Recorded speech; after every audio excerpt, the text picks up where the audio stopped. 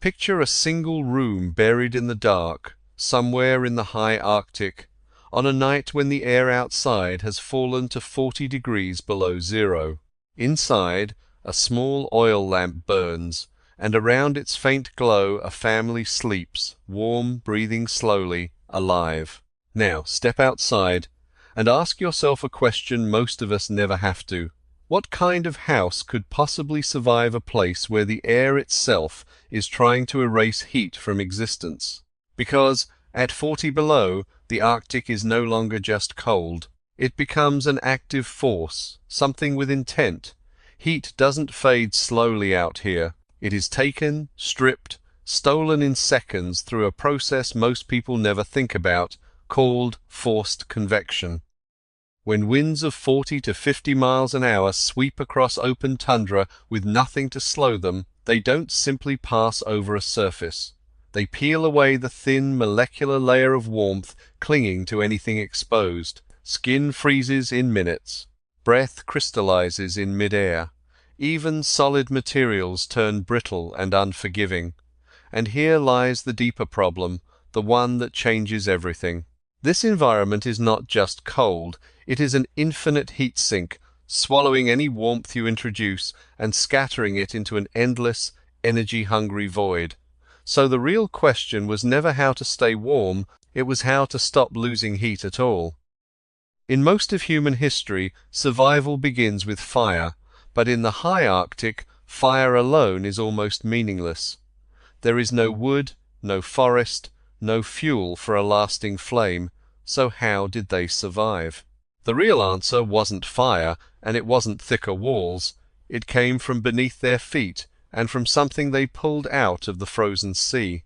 The people who solved this puzzle were the Thule, the direct ancestors of today's Inuit, and roughly 1,000 years ago they spread across the top of the world, from Alaska all the way to Greenland, carrying with them one of the most quietly brilliant ideas in the history of shelter.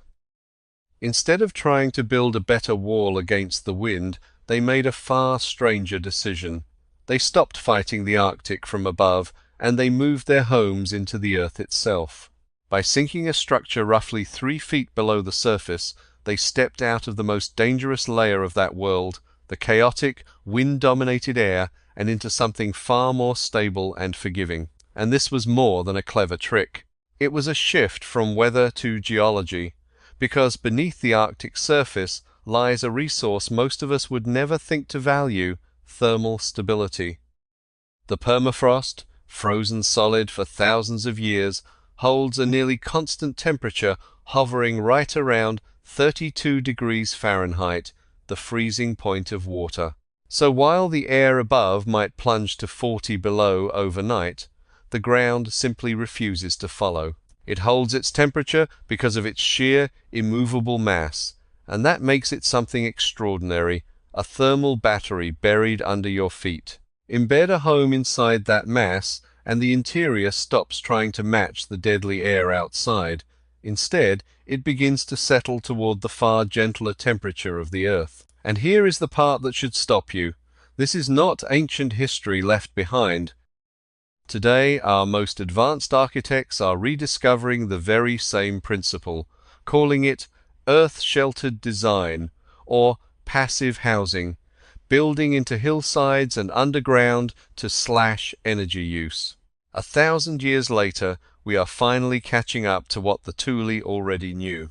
But sinking into the earth solved only half of the problem, because the wind was still up there, waiting. And wind in the Arctic is not just uncomfortable, it is destructive. When high-speed air slams into a structure, it creates zones of pressure, high pressure on the side facing the wind, low pressure on the other, and that difference generates suction, actively pulling warm air out through the tiniest crack. So the Thule shaped their answer into a dome, with no sharp edges to catch the gusts, and no tall walls to absorb the force.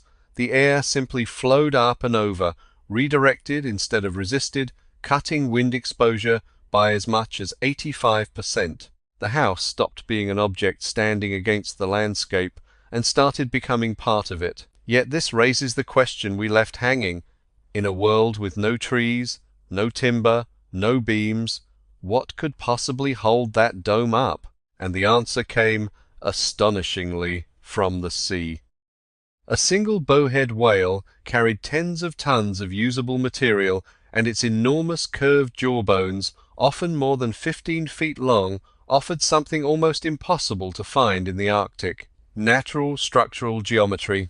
Arranged in a ring and leaned together, those mandibles formed an arch, and an arch does something a flat beam cannot. Instead of bending under weight, it channels that force into pure compression, spreading the load evenly across the whole curve. The skeleton of the ocean had become the skeleton of a home. The ocean had become architecture.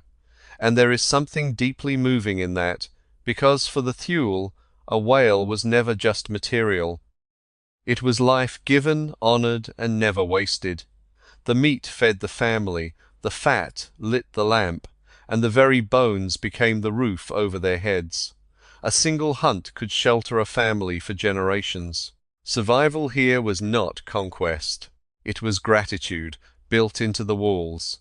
Yet a frame of bone, no matter how strong, does not hold heat on its own. What turned this structure into a true thermal system was its skin, built up in careful layers.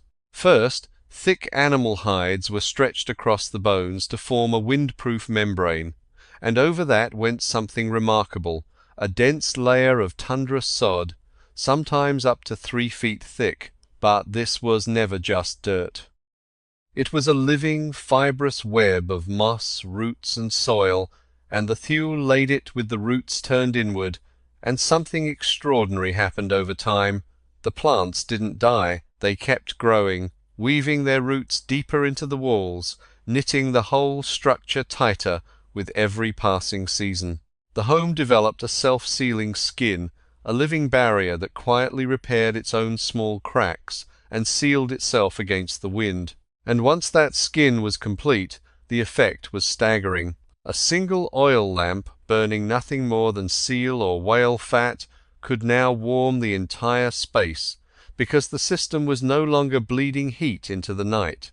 The earth held the temperature, the sod trapped it, the dome kept the wind away, and warmth finally began to accumulate instead of escape.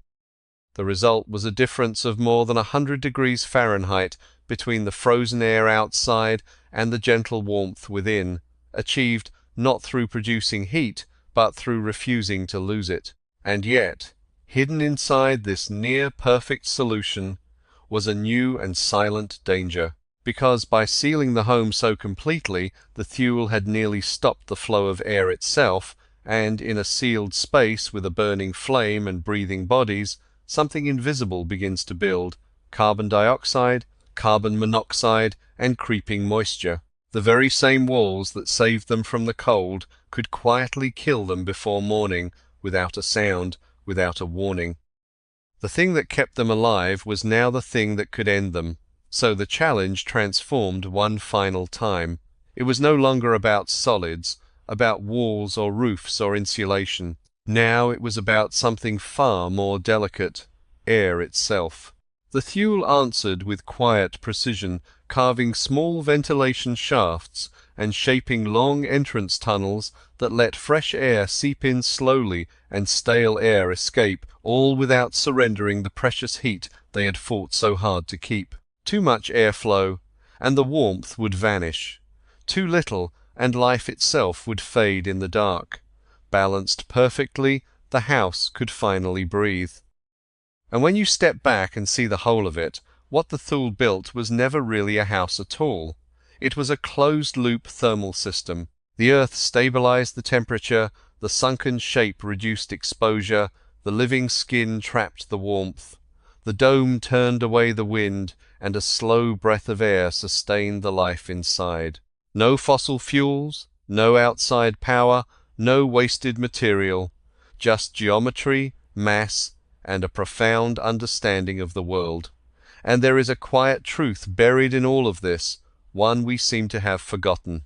The most advanced technology is not always the one that consumes the most energy, but the one that understands exactly how little it needs. These homes were never built to conquer the Arctic. They were built to belong to it. And so, on that night at 40 below, inside a home dug into frozen earth and roofed with the bones of a whale, the little oil lamp keeps burning, and the family sleeps on, warm, breathing softly, alive until morning, held not by brute force, but by the wisdom to live within the world's own rules.